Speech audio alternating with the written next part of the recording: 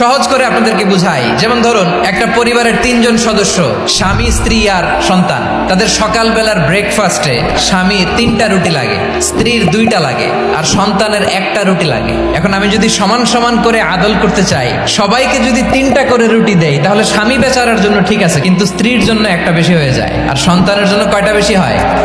আচ্ছা, 2টা করে যদি সবাই দেই সমান সমান নীতিতে, তাহলে স্ত্রীর জন্য, স্ত্রী বেচারির জন্য ঠিক আছে, কিন্তু স্বামীর কয়টা কম পড়ে? আর সন্তানের বেশি হয়ে যায় কয়টা?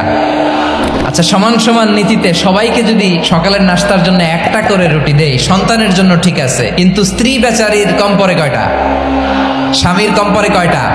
2টা। আর আমি যদি স্বামীকে দেই 3টা, স্ত্রীকে দেই 2টা, আর সন্তানকে দেই 1টা, তাহলে কারো অপচয় হবে না। যেখানে যা যতটুকু দরকার তাকে সেখানে ঠিক ততটুকু দিয়ে দেওয়ার নামই হচ্ছে আদল। আমরা বুঝতে পারলাম আল আদ শব্দের মানে হচ্ছে ইনসাফ বা সুবিচার বা ন্যায় বিচার।